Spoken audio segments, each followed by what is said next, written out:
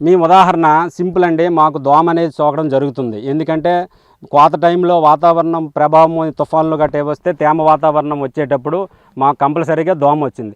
ఒకసారి దోమ వచ్చిన తర్వాత కనీసం 2,000-3,000 వరకు పురుగు మందులు వాడడం అనేది జరుగుతుంది ఒక్కసారికి.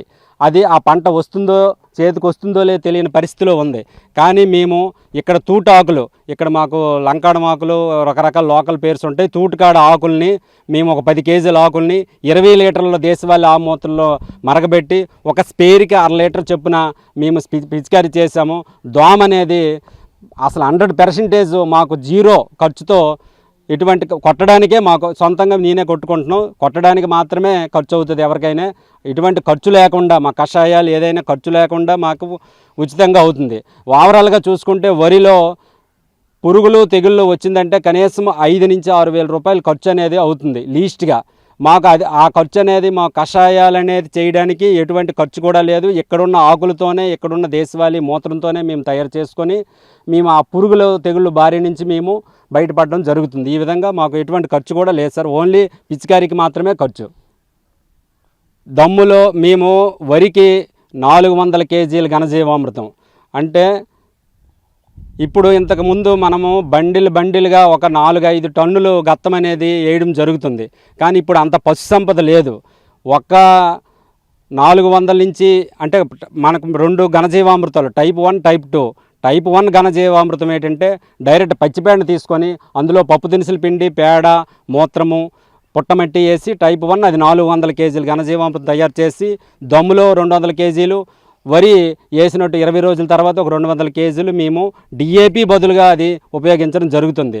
అలాగే గత్తం ఒక 1000 కేజీల గత్తాన్ని 200 లీటర్ల జీవామృతం అందులో కలిపి మేము అది సగము 500 కేజీలు దమ్ములోను, 500 కేజీల ఉడిచిన 20 రోజుల తర్వాత అది ఈ విధంగా మేము వాడుకోవడం జరుగుతుంది. అంటే ఎక్కువ ఆ పేడ కూడా ఎక్కువ మొత్తంలో కాకుండా తక్కువ పేడతోనే మాకు ఎక్కువ లాభం అనేది చేకూరుతుంది.